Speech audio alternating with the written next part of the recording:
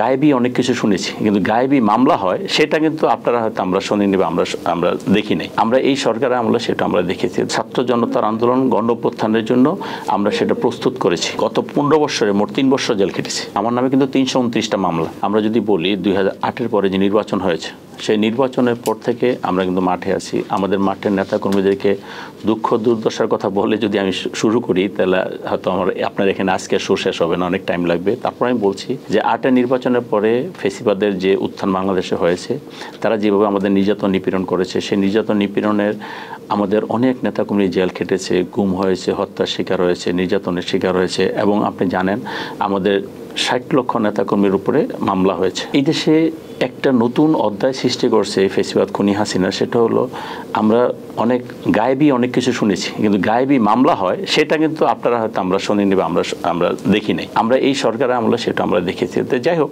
সে 2008 থেকে আমাদের পার্টি ভারপ্রাপ্ত চেয়ারম্যান জনাব তারেক রহমান সাহেব আমাদের যে আন্দোলনের যে ধারাবাহিকভাবে একটা জায়গায় নিয়ে আসার চেষ্টা করছেন। তার পরবর্তীতে 2008-এর পরে 14-র একটা নির্বাচন গেল। সেই নির্বাচনে কি হয়েছে সেটা আপনারা জানেন। তারপরে আসেন 18, আমি এগুলো ডিটেল বলবো না, জাস্ট একটু দেশবাসীকে একটু মনে করিয়ে দিই।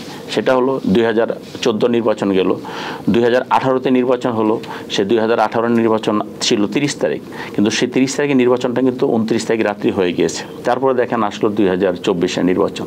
তো এই যে এতগুলো নির্বাচন হলো, খনি হাসিনা ফেসিবাদী মানুষের ভোটাধিকারকে হরণ করে, এই ভোটাধিকার রক্ষার জন্য, দেশের গণতন্ত্রকে প্রতিষ্ঠিত করার জন্য আমাদের পার্টির ভারপ্রাপ্ত চেয়ারম্যান জনাব তারেক রহমানের নেতৃত্বে আমরা দীর্ঘদিন আন্দোলন করে যাচ্ছি। সেই আন্দোলনের পরবর্তীতে 2018 থেকে কিন্তু শরিক হলো এই বৈষম্য বিরোধী আন্দোলনের নামে ছাত্ররা সেখানে শরিক হয়েছে। পরবর্তীতে সেই আন্দোলনটা ছাত্র জনতার আন্দোলন গণ অভ্যুত্থানের জন্য আমরা সেটা প্রস্তুত করেছি। আমাদের পার্টির ভারপ্রাপ্ত চেয়ারম্যান জনাব তারেক রহমানের নেতৃত্বে সেটা প্রস্তুত হয়েছে, এটা আমি বিশ্বাস করি এবং আপনারা সাংবাদিক হিসেবে সেটা আপনারা জানেন। এই যে এতগুলো পথ পেরিয়ে আমরা একটা জায়গায় এসেছি, স্বাভাবিক কারণে আমাদের যে ক্ষয়ক্ষতি হয়েছে, একটা সিডরের পরে একটা এলাকার যে অবস্থা হয়, আমরা মনে করি বিএনপি সেই অবস্থায়, সিডরের পরে যে অবস্থা হয় সেই অবস্থায় বিএনপি দাঁড়িয়েছিল, বিশেষ করে 5ই আগস্টের পরে। তো স্বাভাবিক কারণে নেতাকর্মীদের মনে অনেক দুঃখ কষ্ট ক্ষোভ সেটা ছিল। কাদের বিরুদ্ধে? ফেসিবাদের বিরুদ্ধে। তারপরও দেখেন, আমি সর্বপ্রথম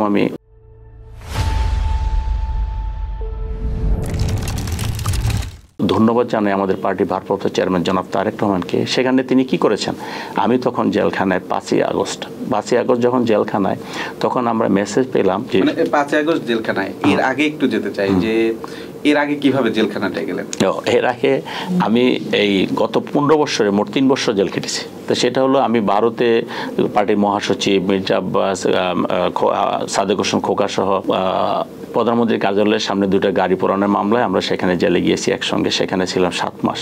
তো এইভাবে পরবর্তীতে আমি 23-এর 8ই মার্চ আমি ইঞ্জিনিয়ার্স ইনস্টিটিউটে তারেক রহমানের একটা অনুষ্ঠান থেকে আমি ফিরছিলাম। আমাকে অ্যারেস্ট করেছে। তখন আমি 1 বছর পুরো জেল খেটে আমি 24-এর 4 মার্চ আমি বের হয়েছি।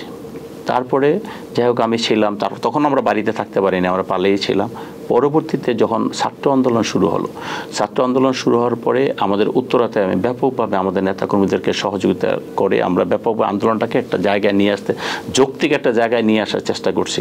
হ্যাঁ, সেখানে আমাদের বৈষম্যবিরোধী ছাত্রদের নেতৃবৃন্দ ছিল, কর্মীরা ছিল, আমাদের বিএনপি সহ ম্যাক্সিমাম রাজনৈতিক সংগঠনের নেতাকর্মীরা সেখানে উপস্থিত ছিল এবং তাদের সরব উপস্থিতি ছিল। যে যেভাবে পেরেছে, যার যতটুকু শক্তি ছিল সেই শক্তি নিয়ে সেখানে নেমেছে। আমি তখন সেখানে সক্রিয়ভাবে কাজ করতেছিলাম। আমাকে 22শে জুলাই আমাকে আবার ডিবি গ্রেপ্তার করে। তো 22শে জুলাই গ্রেপ্তার করার পরে আমাকে যখন নিয়ে গেল, সেখানে আমি রিমান্ডে কিন্তু ছিলাম।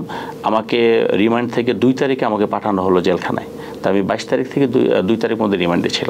তো 2 তারিখে যখন আমরা জেলখানায় যাওয়ার পরে তো আমাদের স্বাভাবিক কারণেই আমাদের যোগাযোগটা একটু কমে যায়। তারপর আমরা সর্বোচ্চ চেষ্টা করেছি যে আমাদের নেতাকর্মী বা আমাদের যেখানে আমাদের মেসেজটা দিলে আমাদের মেসেজটা কার্যকরী হবে, এবং আমাদের নেতাকর্মীরা খুব সক্রিয় ছিল, কোনোভাবে চেষ্টা করেছে যে পার্টি থেকে কি মেসেজ আসে, বা আমি জেলে থাকলো বা আমরা অনেকেই, শুধু আমি একা না, আমরা অনেক নেতৃবৃন্দ জেলে ছিলাম, যে তাদের মেসেজটা নেওয়ার জন্য তারা উদ্গ্রীব ছিল এবং সেভাবে মেসেজ নিয়ে তারা কাজ করেছে। তো আমি যে কথাটা আপনাকে বলতে চেয়েছিলাম, আমার নামে কিন্তু 329টা মামলা, এই যে গাইবী মামলার কথা বললাম সেগুলো সহ 329টা মামলা, আমার 2টা মামলা সাজা হয়েছে, একটা মামলা 7 বছর, একটা মামলা 2.5 বছর। সেই 7 বছরের মামলাটা এখনো শেষ হয়নি, এখনো আছে।